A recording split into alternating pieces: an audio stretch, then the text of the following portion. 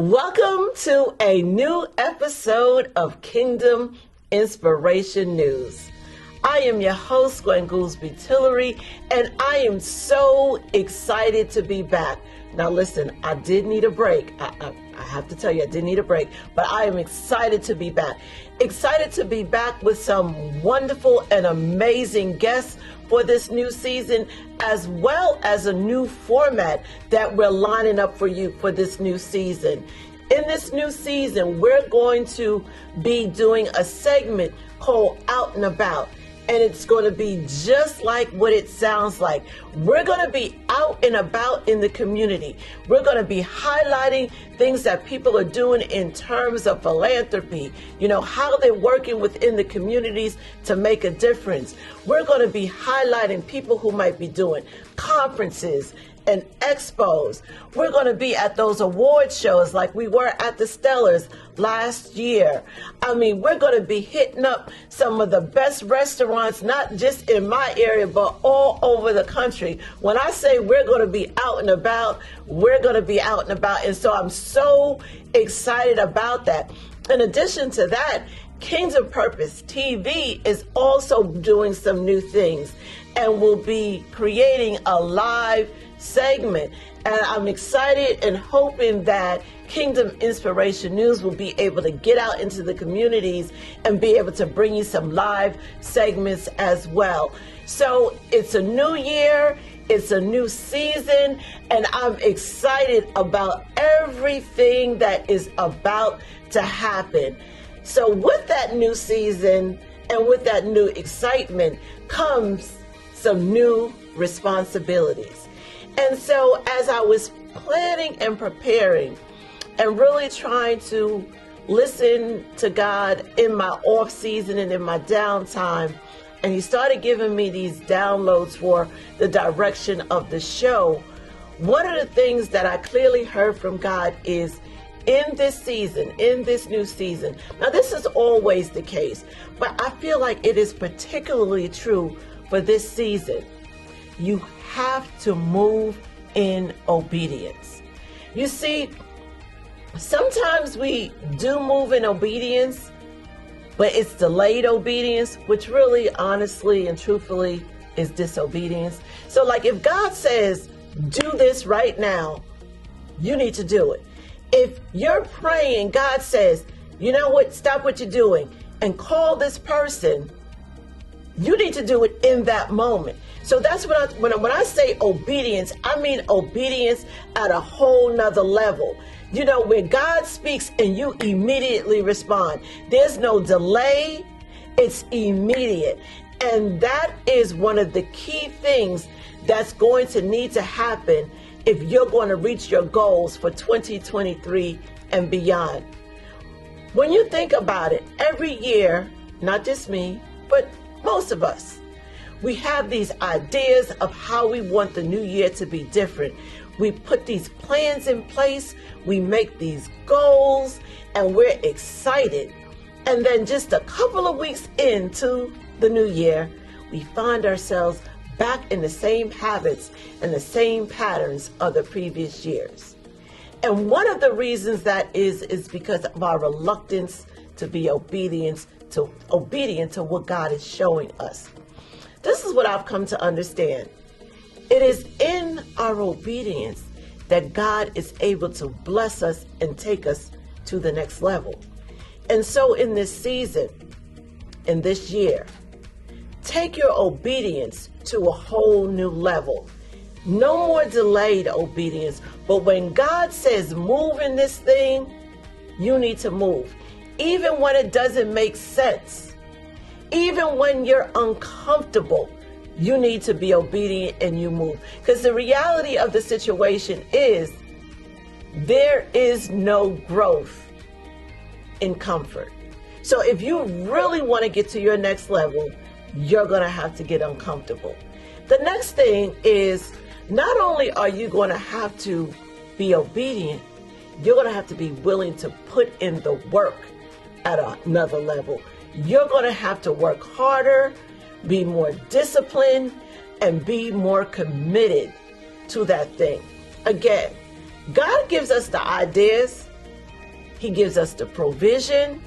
And a lot of times we don't move forward in it because we don't have the discipline and the commitment that is necessary to take it to the next level.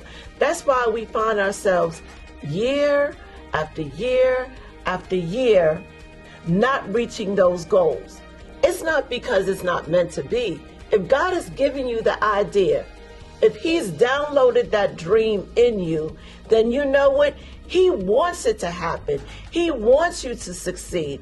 But it's up to you to be willing to put in the work, put in the effort, and be consistent to get it done. So your dreams, your goals, your next level in this season is going to require a new level of consistency and a new level of commitment and a new level of work. Remember, faith without works is dead. We can have all the faith in the world, but if we're not willing to match it with our work and put in the effort, then we're not going to be able to accomplish those goals. The next thing is we have to get uncomfortable as it relates to our circle. A lot of times we stay stuck and we stay stagnant because we're unwilling to move beyond our immediate circle. Why? Because it feels good and it feels comfortable. But for you to get to your next level, you're going to have to begin to move out, meet new people, bring on new team members who are really able to take that business, that idea, that ministry to the next level. That's another reason why we stay stuck and we struggle, is because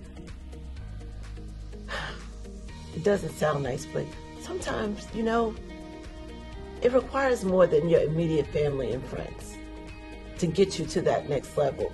You have to be willing to try this new person, bring somebody new into the circle, because it's what's required to get to that next level. You can get so far with your family and your friends, but sometimes to get to that next level, you're going to have to be willing to get uncomfortable and bring in new people into your circle. And I know that can be uncomfortable. And what I suggest is you pray about it and you seek God and you ask for clarity as to who that is and what that should look like. But your next level will require that you also get uncomfortable as it relates to your current circle.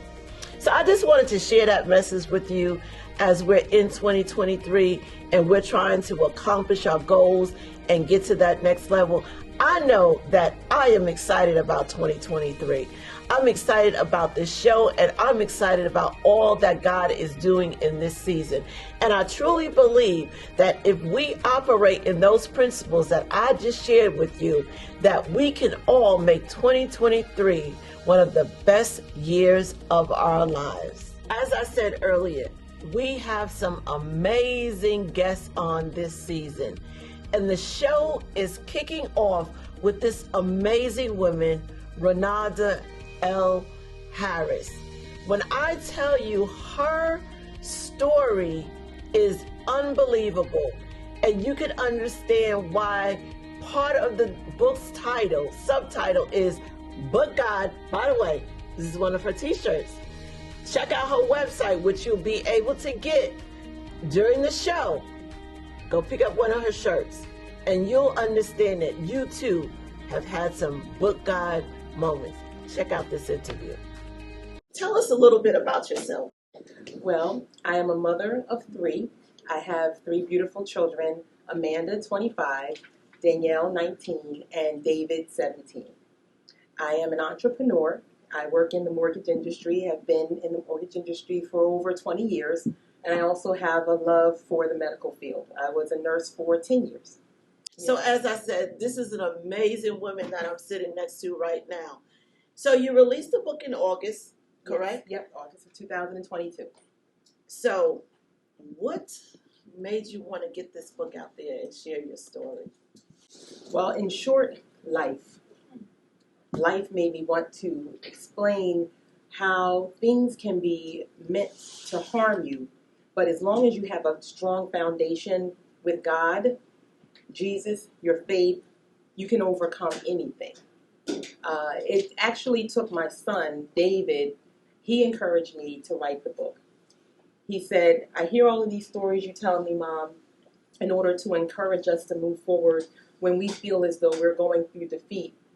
Why not share that story with others? And it took some time. At first I'm thinking, who wants to hear my story?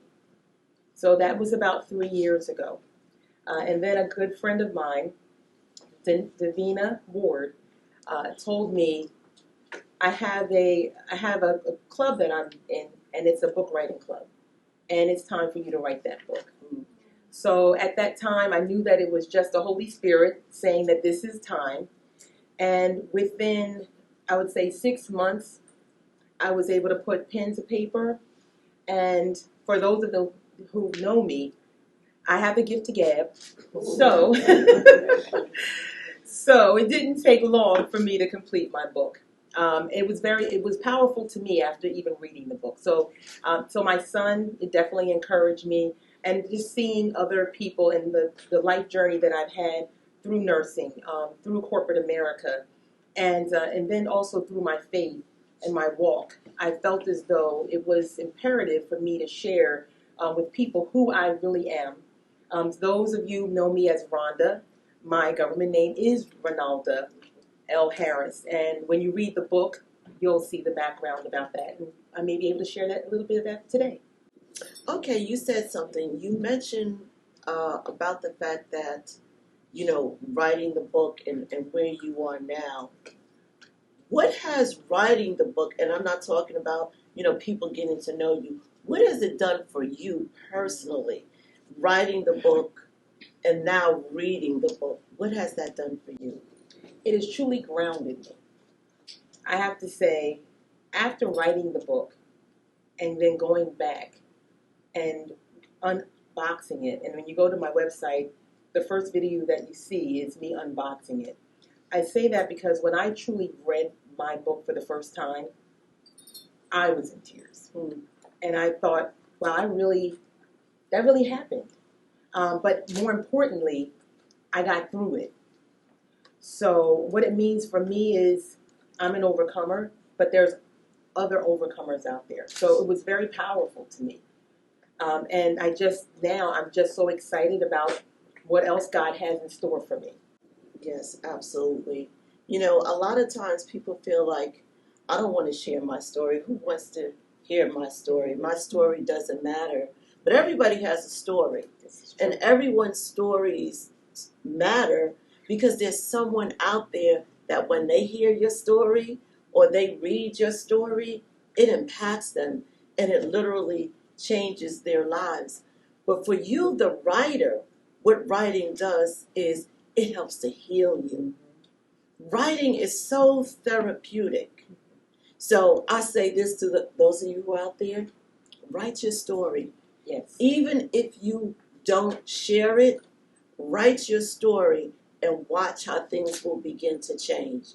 When you put that pen to paper, or maybe you might be one that needs to go to the computer, so you put your fingers to the keyboard and you start typing away and you go back and you read it, it shows you how much you've overcome.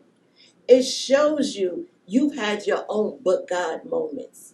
And if it were not for God's grace and mercy, where would you be? So I encourage everyone to share and write their story. So now let's get into your story. Yes. So I did not get the opportunity to go through the whole book. I didn't need to go through the whole book. Honestly, I got through probably the first 30 pages and I was already amazed at your story. It starts off grabbing your attention. And I'm saying, okay, well, if this is the beginning, what happens later? Like literally, I was like, oh my gosh, this is how it starts out.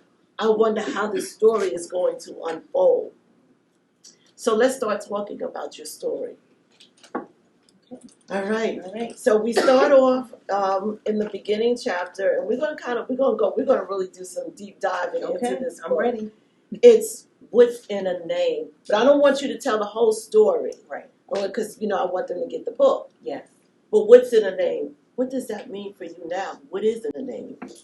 Well, what it means is, at first, I was always, and sorry, I do have some tissue here because I may shed a couple of tears. It still is very powerful for me. But I never really liked my name, Ronalda. I couldn't get a keychain. When I went to the class trip, everything I could get, but I could find Ronald though. Right. There was always, and that's another. I named my children names that were common, like Amanda, which is also my mother's name, and Danielle and David. They can always get a keychain. But more importantly, I really didn't like my name because I was named after my dad, and my dad's name is Ronald. So this is where it gets a little, yeah. So, sorry. It's okay. When I was born with a defect. My legs were severely deformed, and I was blind. So after 6 months, my father, who was about 22, and I think my mom was 20, he said, I'm too young to have a deformed child. I can make another one. So at 6 months, he threw me out of the window from a 2-story building into a garbage can. But God, that day, the day before, it snowed. And it just so happened on that particular trash bin, and a lot of people are familiar with the trash bins. They're the big green ones, the metal ones that are outside of buildings. So my parents lived over top of a store, actually a pizza store in Philadelphia. And my mother was in another room, and she heard neighbors yelling outside, and she didn't understand what was going on. And when she saw him and didn't see me in the bassinet, she just screamed, my baby, and ran outside. So thank God there was snow on the trash can, and I fell into the snow. So my mother was able to save me. And in the book I say that she is my real life superhero. Not only did she save me from that, she also made the decision at 20 years old that this is not the marriage that I need to be in. And I shared with her, that is a really strong decision to make, because my mother was raised in a home where, marriage and that foundation of marriage is very strong. So for her to make that decision at a young age, that was big.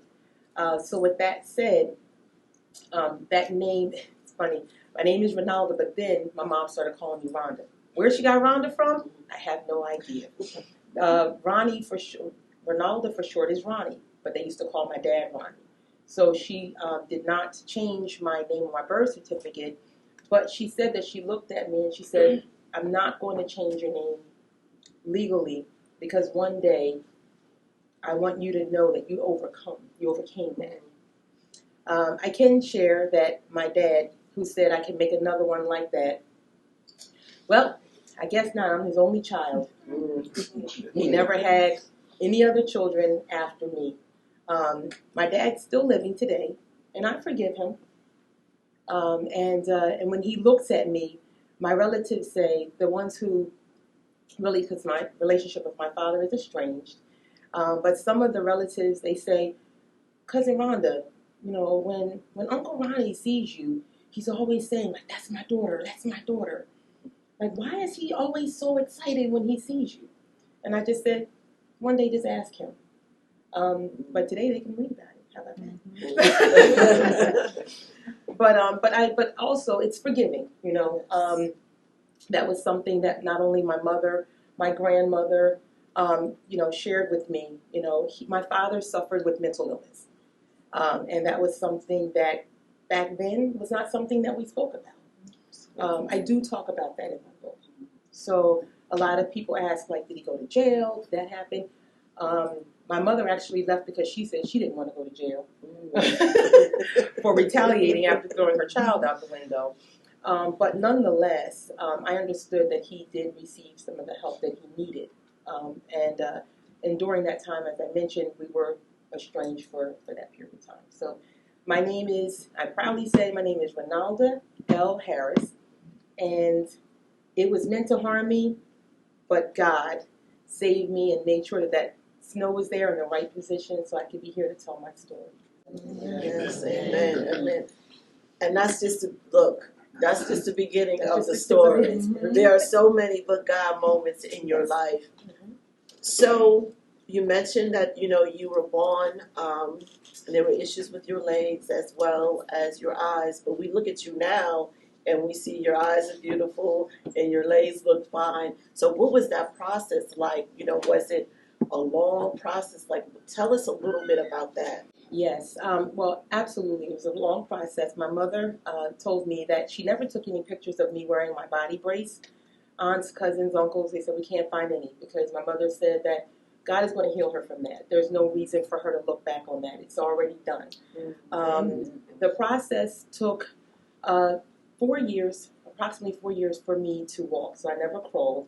I had a full body brace, and my legs, to this day, I actually have, and some people would probably be surprised to hear this, I have a 50-degree curve.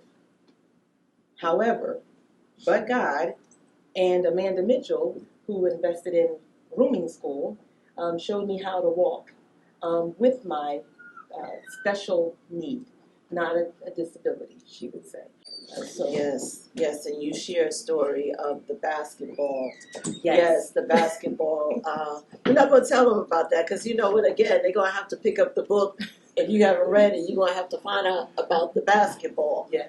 So you do talk about bullying early on in your life.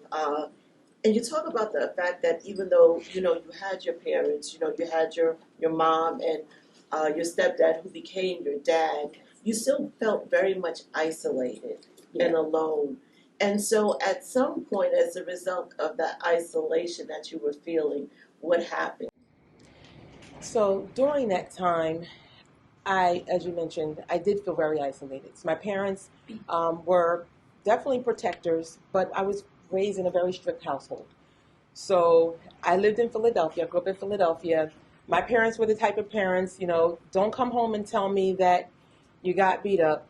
Come home and tell me that you defended yourself, stood up for yourself, because you'll probably be on punishment when you get home after you tell me the story. So I didn't share any stories. Now, because I didn't want to say that I was being bullied because I know my father. He grew up in West Philadelphia and, born and raised, just like Will Smith. And so bullying was not something that he was familiar with. He probably was the one who bullied back then when he was younger. But because that was very intimidating for me as a child.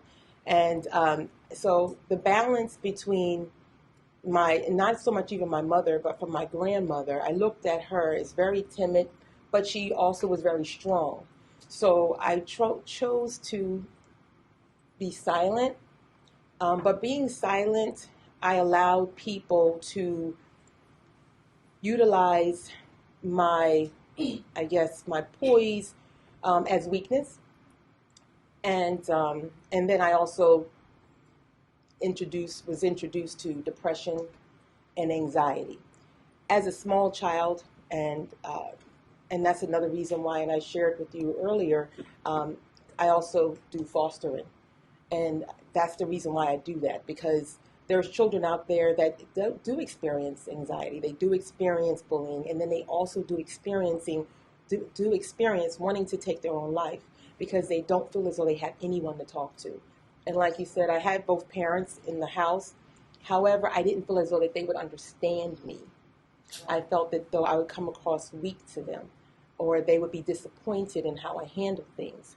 So I chose to go to church and think that I could resolve some of my anxiety and my fears in church, but not for anything. As a child, you couldn't bring that pastor with you. You couldn't bring that mother of the church with you to school. So you're, by yourself. So it was very tough for me. Yeah, it can be extremely tough as a child who's being bullied, and now bullying takes all different kinds of forms. It's social media, and as a result of it, like you said, you go into a place of depression and anxiety, and sometimes, unfortunately, to a place where you actually want to take your life. And I was talking with you earlier. I think one of the things about when you get to a place of suicidal ideation, it's a loss of hope. It's like you feel like nothing's going to change, nothing's going to get better, and you even believe that things would be better without you. So even Yes, and at 12 is when I really thought about, as you mentioned, thinking that it would probably be better if I wasn't here. I did not know until I was much older about my father throwing me out of the window. I did know that my mother and father divorced, and she said that he was not very nice to me, and she called it abusive. So that's why I said I didn't like my name. However, I needed help. My help was my teachers. So I had teachers where I would speak to them about what was going on with the bullying. I had one teacher that I actually mentioned in the book where she, after listening to my story, she turned me to poetry. And that's when I actually really started writing poetry and basically just getting my thoughts and feelings out. And it is very therapeutic. I share that in the book as well. With bullying and things of that nature, there's a lot that children go through. Parents really just need to ask the general questions. And if you know your child and you're looking in their eye and you say, well, how was your day at school? And they say, fine. And then they turn around and they go upstairs in their room. That's when you need to follow them. And then you need to just ask them those pressing questions. I think that today, and I'm just sidebarring just a little bit about the bullying. Today, children have so much at their fingertips, such as devices and phones. Now, when I was a child, the phone was on the wall, and no, so far, and the cord didn't go so far. Also, at 6 o'clock was dinner time. The phone didn't ring, whether it was a friend, a bill collector, my father. I would just think, like, please do not call after 6 because my father is not nice. If we're sitting down and he's eating with his family time. Even though I had opportunity to do that, but because my father was a big presence, I didn't want to say, like, Dad, I'm getting bullied. I felt like I needed to be in a certain box, if you will. But what I did was I looked and seek that help. So my therapy were my teachers. To this day, I'm 52 and I can still remember Mrs. Ginkowitz, which is a very hard name to remember, but she was the one who basically sat me down and said, what's going on? There is an incident that happened at school that I discuss in the book, and Mrs. Ginkowitz that day when the incident happened, she wasn't there at school. That was that night when I said, you know what, I can't do this anymore. I can't use her as a crutch. Church is only on Sundays, unless it's revival. Then it's like every day. And I enjoyed and I loved church. I chose to participate in all the activities, track and everything. But once that was done, my reality was it was just unsafe territory for me. But as I went through that, and my sister actually was my angel when I almost completed that act. I started, but my sister saw me, and she said, and you have to read the book. And she saw me, and she saved me. But during that time, I was thinking about church, and we shared earlier. When you're in church, this is something kind of silly when they say, God is in this place, God is in this room. They would say that all the time when I was in church. I actually really thought that was the only place God was. So when I was in church, because everybody was so nice, everyone was like, I'm going to pray for you, I'm going to pray for me. You had fellowship, you ate afterwards. We had like all day church, and then you're running around and you have all your friends there. So I just really thought that God was in the room. But then when I left church, I thought, like, now I'm in the wilderness. So I knew that when I spoke with that teacher, there's other people that I can speak with. So what helped me was therapy. Even as an adult, I thought that, that's why I wanted to be a nurse. I felt that people were out there hurting. Now, I wasn't a psychiatrist or anything of that nature, but I wanted that immediate gratification knowing that someone was hurting and I could help them. And that was what I started to do at the age of 14. My first job was a candy striper. So that was my therapy. So as I grew older, I started seeking out different types of therapy until I got much older and said, okay, I need to see a psychiatrist. I need to see a therapist. There's nothing wrong. Black community, you can see a psychiatrist. Yes, I say it. and I say that lovingly, Yeah. and because I know that there is a stereotype out there. So oh, you're crazy, or you're not. You need additional help, and you can't do it on your own. And at the end of the day, you, even though you have a strong foundation in the church and in the Word, you definitely need that balance. And I think that once I identified that balance and I knew what I liked to do, and I did more things that gave me peace, and like they say in church, that peace that passes all understanding, I understood it better. And I say this in my book, by and by, and then just removed all of those things that were hurtful. But that takes maturity. Yes, absolutely. So what I was going to say is it's okay to have Jesus and therapy. Yes. You can have both. It is okay to love Jesus with all your heart and all your soul and still need to see a therapist. Absolutely. It's okay. It is absolutely okay. So let's transition a little bit. So, you go through your teenage years, and a lot of us can identify with having rough teenage years and being bullied. Truth be told, I don't think anybody really escapes bullying, even the bully, because it's usually the bully that was once bullied that becomes the bully. So we've all experienced that, and we know how impactful that could be on our lives, not just short term, but long term. There are still adults dealing with the scars of bullying from a younger age, which is, again, why it's important to seek therapy. So let's move on. We go to reality and relocation. Talk to us about that chapter of your life. Yes. I moved from Philadelphia and relocated to New Jersey. If I could have had a theme song, it would be I'm Coming Out. I'm coming out of the anxiety of Philadelphia. My sister, she was, 4 years younger than me, and she was thinking, oh, I'm leaving all of my friends. And I'm thinking, I don't have any. I have one friend, her name is Tracy, and she was there, and she was my confidant. But I really just wanted to branch out, and I wanted to basically, experience new environment and a change. And in Philadelphia, I was Ronalda, at times Rhonda, but I was Ronalda, but that was Ronalda who was hurt. So I was going to be Rhonda who was going to be on a mission, even at 16, because I had all of these, ideas inside, and I just felt stifled where I was. So I had it all planned in my head, new location, new me.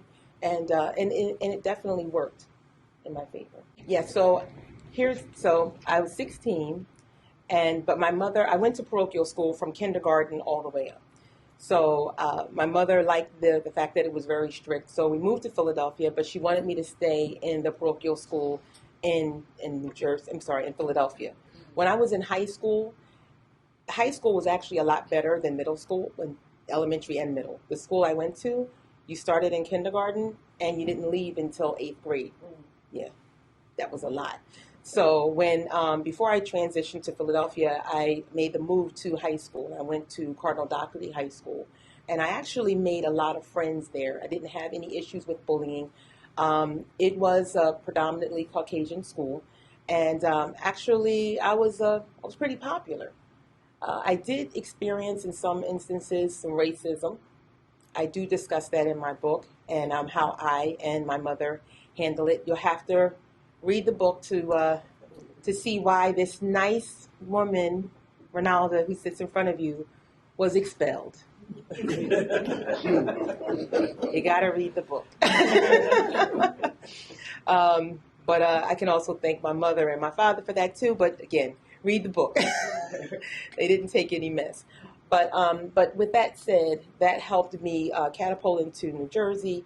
I did started becoming very active in sports and athletics, getting back to therapy. That was actually something where I excelled. I did excel when I was in Philadelphia. However, I wasn't able to share that with everyone. But now I was in Jersey. I met a lot of new friends. I was excelling in track, basketball. I made a name for myself. And in my mind, my parents are proud of me now. So now I feel a lot better about myself. And I am Rhonda. And so that's why I say that a lot of people didn't know, even my family members, quite honestly, didn't know that my real name is Ronalda, because I felt as though Ronalda was that weak person. And but like so by traveling to Jersey, identifying my new self, and then experiencing all of the great opportunities of high school, prom, things that I didn't think that I would be able to experience. Then I started to experience college, and that's when my first love was in the medical field, being a nurse. And before I truly experienced love, I was very dedicated. My father would tell anyone, that one right there, she's determined. If there's something that she wants to do, she's going to do it. So at that time, my goal was to become a nurse. During that time, as I shared earlier, with my situation with my back and my legs, I have scoliosis. I was not able to be successful in the field of nursing. Unfortunately, I had a back injury because I was so gung-ho on being a nurse. While I was in college, I received my certificate for a CNA. I became an LPN. I'm like, I want to be a nurse now. I don't want to wait the 4 years. I want to do it now. But by being a little anxious with that, I suffered an injury. And then after that, I found love. So, and I'm jumping a little, but during that time, I share that because when you experience things in your life that are disappointing, because that was a disappointment for me, I was looking for something to comfort me. That's not always the right thing. Right. Let me just say this. You say that. Something I had to realize for myself, because I have a similar story in that there were some things that I wasn't able to accomplish because of an injury. And it didn't hit me until probably 5 years later that the result of that injury, I was actually grieving. You actually go into a grieving process because you've lost something. Whether, for me, it was my independence in terms of being able to drive or be able to get around as well as I used to, or being able to move. I have a significant neck injury, 5 levels in my neck, herniation and stenosis, so it has limited some of what I can do. And and then the thing about that is people look at you and they don't see it's that invisible thing. So you don't realize, like, after last weekend I was out and about, it took me a day and a half to recover. Like, I was just so tired. I needed to sleep. I needed to rest. But I didn't realize when it was happening that I was grieving something. And so you're right, when you're grieving, you do things that you may not necessarily do in other situations. So I just wanted to clarify that. Yes.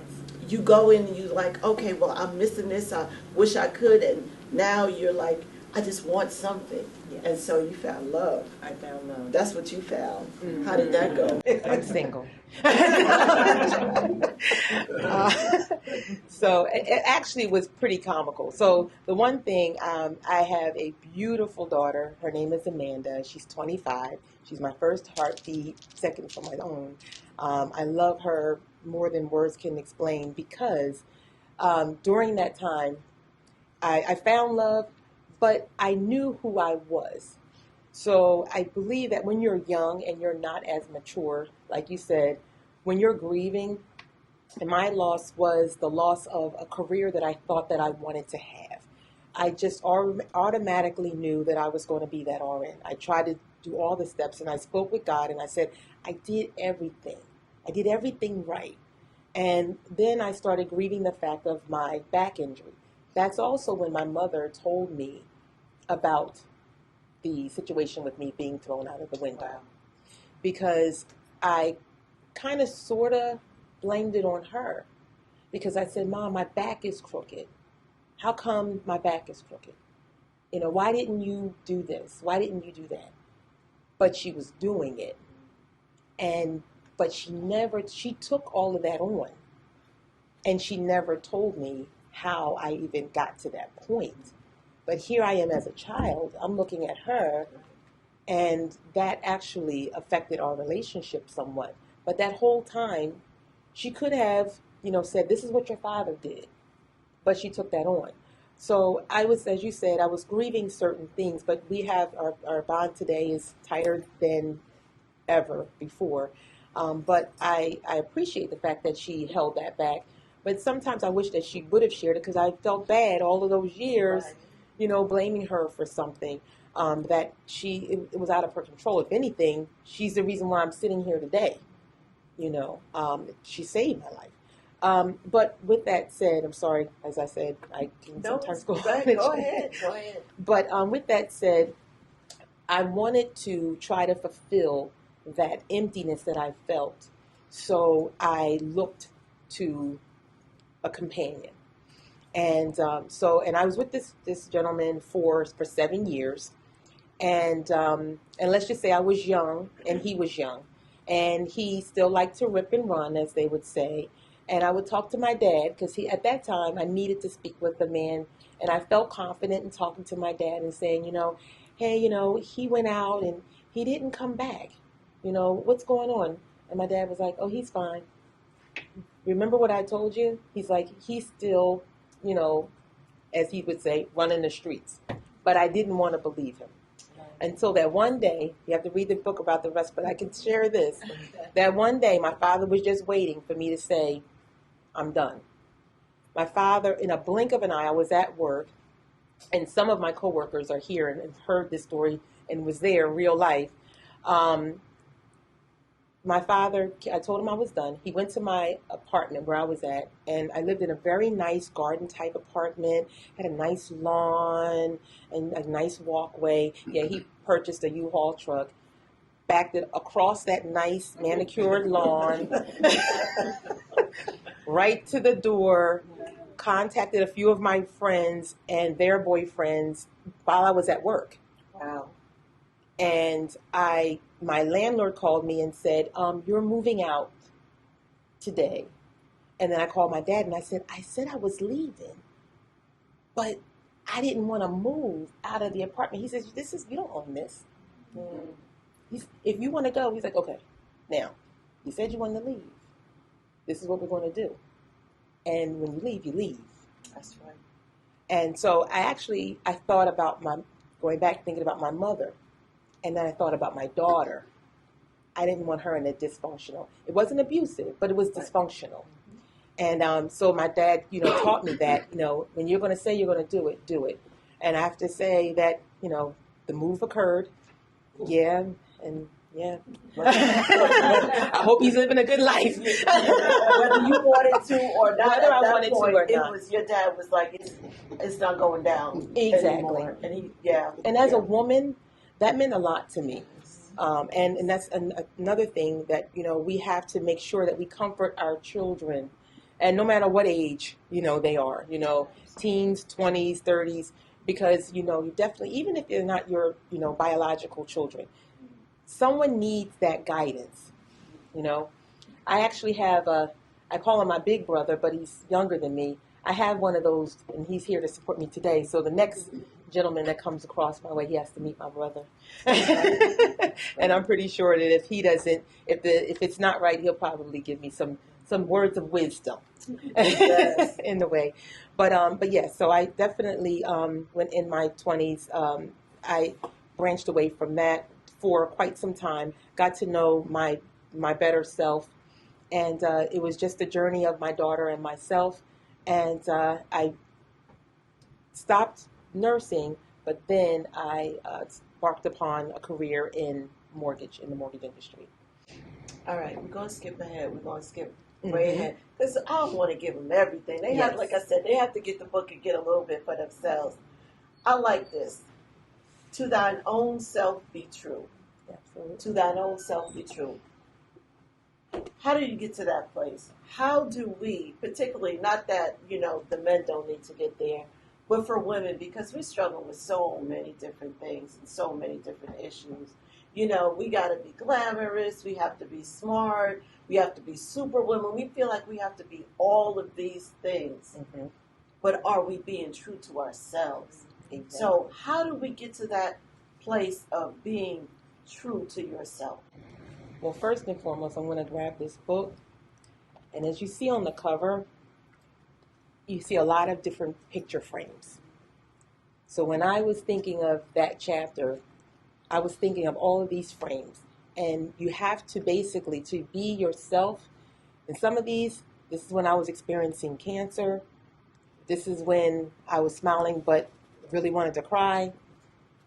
This is when I just didn't know if I was going to survive the next day. But when I look into this middle hand of me being a child, I looked at the fact that I'm not only my mother's child, but I'm a child of the Most High God. Yes. So once I realized that who I am, that term, to your own self be true, I know whose I am. Yes. So I have to be true to that.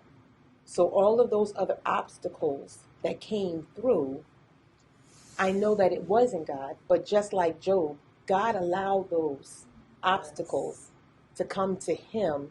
And even when Job's wife said, "You are silly for still believing and trusting," and Job turned around and said, "No, you are the one who's silly." Because I know who I am and I know who my God is.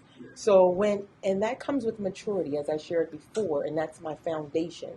I know some people, they may say that, it's a cliche, but it's something that I live every day. So when I wash the makeup off and, no extensions or anything like that, and I look in the mirror and I still say, "I love you," to myself, no matter what anyone else says to me, it doesn't matter. But I was going through a very difficult time in my life. And someone called me up and said, "If I see another motivational comment and another picture of you, I'm going to block you because I know what you're really going through.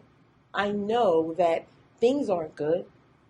And so what I did was, and there's a story behind this picture that I have on this book, I had no extensions on. I had a turban type of style, limited makeup, and I said, "I'm not my hair. I'm not these lashes." And I'm smiling, and the comment that I had was, "Let them see you smile." Because no matter what you see, when I look in the mirror, I see greatness. That's right. And I say to anyone out there, everyone's going to have opinions. And that was someone who I considered to be a very close friend. And they did know what I was going through. But I thank that person today, because by them telling me that, it lets me know that there's other people out there that are probably hurting, because I'm sure you've heard it time and time. What do you want to see me? You want to see me break down? You want to see me cry? You want to see me defeated? Well, I'm sorry, I'm going to have to disappoint you. That's right. I'm going to smile because God smiles on me every day. Every day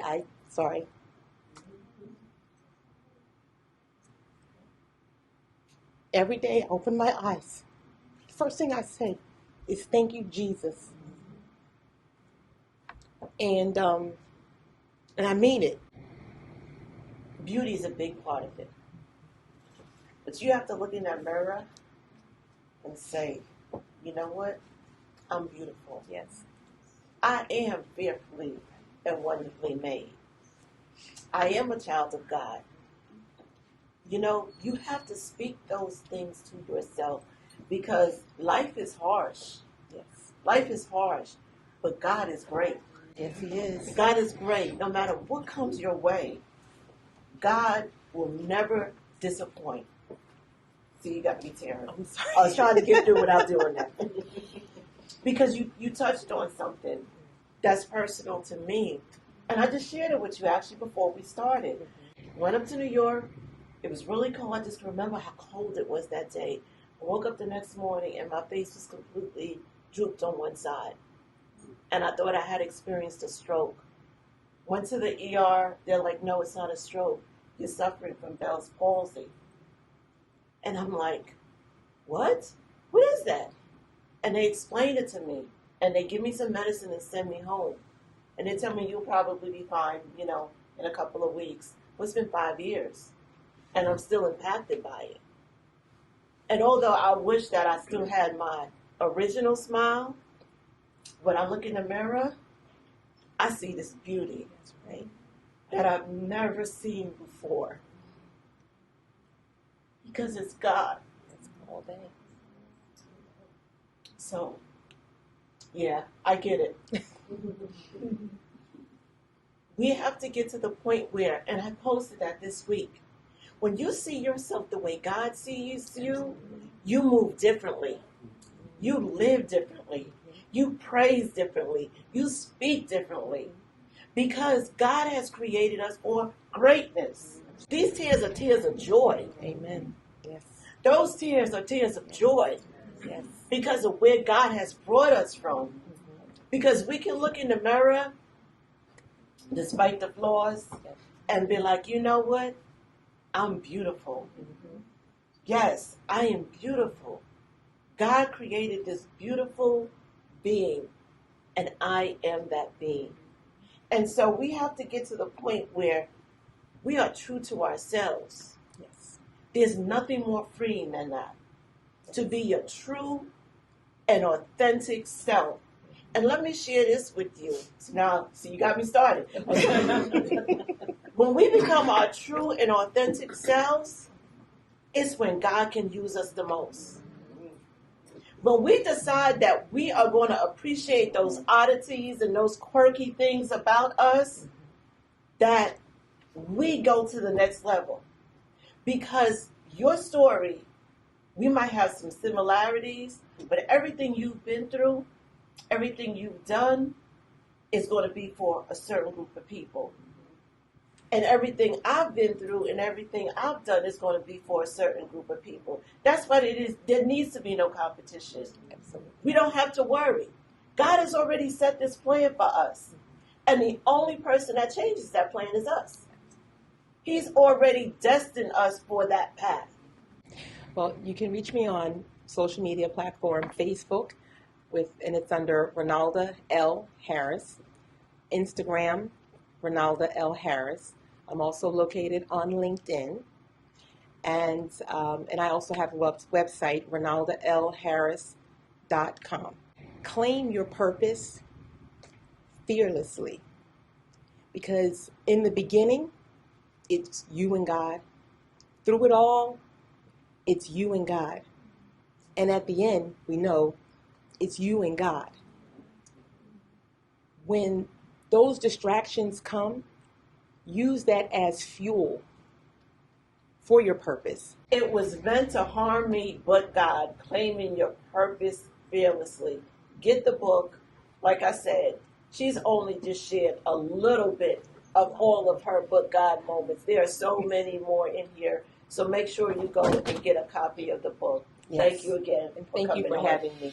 My pleasure. Thank you for tuning in to this week's episode of Kingdom Inspiration News. Thank you to my guest, Ronalda L. Harris, for coming on and sharing your amazing testimony. For those of you who would like to purchase one of her t-shirts or her other products, including her books, please visit her website at www.ronaldaharris.com. Just want to say I'm so proud of her, because when I think of Rhonda, when I think of the book, when I think of everything, and that's just some of what Rhonda has been through, all I can think of is grace, and just her being a recipient and how we all are recipients of God's grace. Yeah, Rhonda, you did it.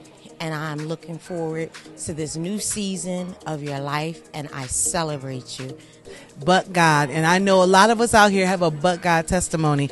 And if you have not read the book, I suggest you please get the book. It was meant to harm me, but God. I just want to thank Rhonda for just persevering and nothing else, just showing strength and courage that no matter how insecure or how fearful you might be, that you can still get through anything. That with God, we can do all things because He is our strength. So Rhonda, I just speak nothing but great success. I'm excited to see more upcoming book signings and know that the best is yet to come. Love you. God bless. Bye.